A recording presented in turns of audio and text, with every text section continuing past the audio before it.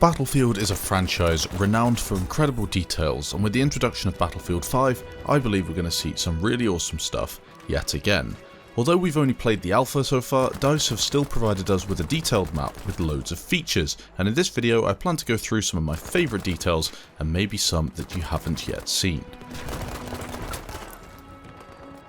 Probably one of my favourite features, and this was pointed out by Kieran Poole, who's an avid pilot in Battlefield 1 and then of course will be in Battlefield 5 when the game comes out, the aircraft landing gear comes in and out on some of the planes. Now as you can see in this one, I was trying to get close enough to the ground to get the landing gear to appear and then fly off again so it comes back into the plane again, and sometimes one of the wheels will get stuck and kind of move up slowly into the plane, as you saw in the Dunkirk movie, which is quite cool. Obviously these things would happen in real life and they've integrated that into the game. I tried to land, but it's not really something that's currently available. I think you can land, but it's going to take a lot of tries. I was very careful there and I just exploded.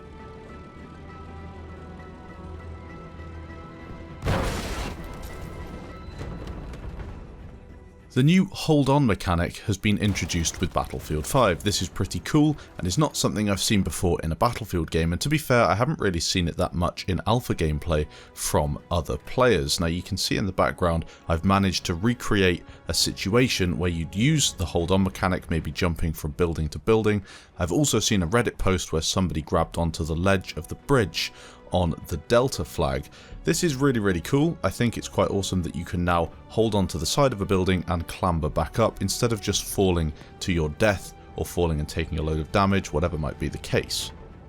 The knockback from the V1 bomb that we saw in the trailer is now in the game too, and it's really cool to see that. I've seen lots of people post clips of them getting blasted back by that massive explosion. It's awesome, and this clip was provided by Nick Dat Guy on Reddit.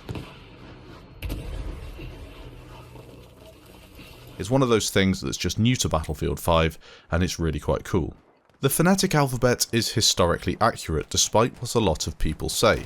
Now when you're looking at a modern Battlefield game, maybe Battlefield 3 or Battlefield 4, we're used to the usual Alpha, Bravo, Charlie and Delta callouts, but when you're playing a Battlefield 1 game set in the First World War, we were introduced to a whole new set of words for the phonetic alphabet. This of course changed for World War II again. We did get a couple like Charlie, which continued to that new alphabet that we use today, but there are a couple of others, like for D you have dog, and they say you've lost objective dog. That would be the equivalent to objective Delta.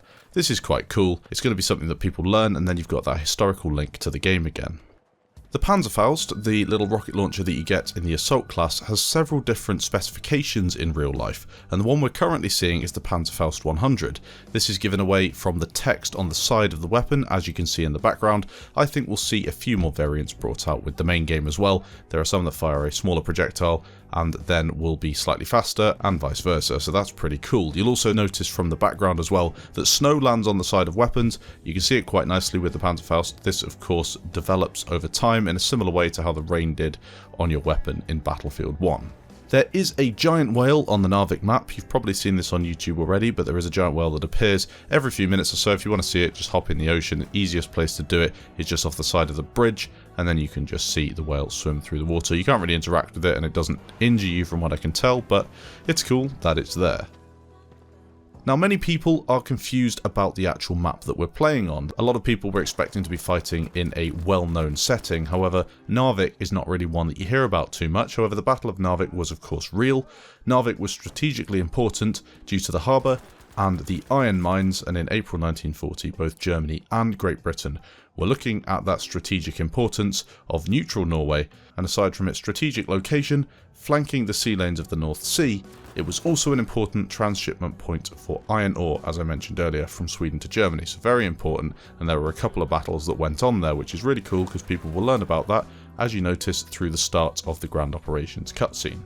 Squad orders now come in Morse Code. You've probably heard this, maybe you haven't paid too much attention, and as I don't understand Morse Code, it doesn't really mean a whole lot to me, but I'm sure some people will probably go to the extent of learning Morse Code just to interact with the game slightly better. I'm sure there's some people out there who would go to that extent to learn it.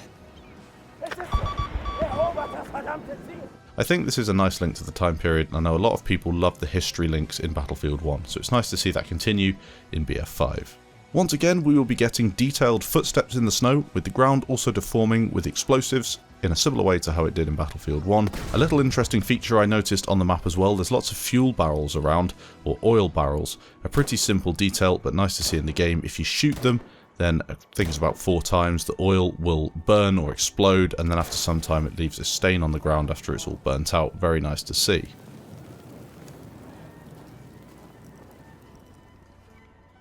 The M1917 Browning is in the game again, as you would expect, however we only have currently seen it as a machine gun emplacement. It looks like the same sort of detail that you'd see in the weapon in Battlefield 1. Maybe the reload and everything would probably just be the same, but this being an emplacement weapon, you don't have a reload on it. Explosions in buildings are so much more satisfying and advanced than in Battlefield 1. Check out some of this gameplay.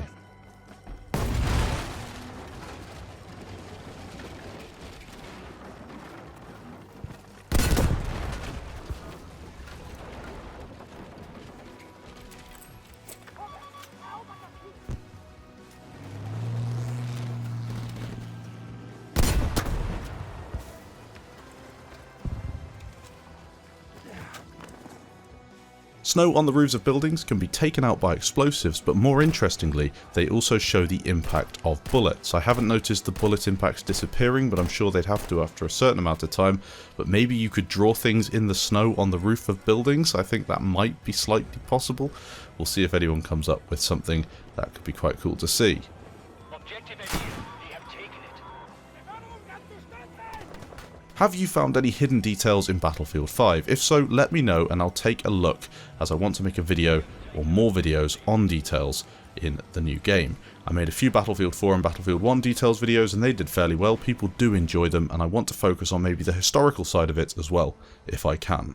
Thanks for watching guys, and I'll catch you in the next video.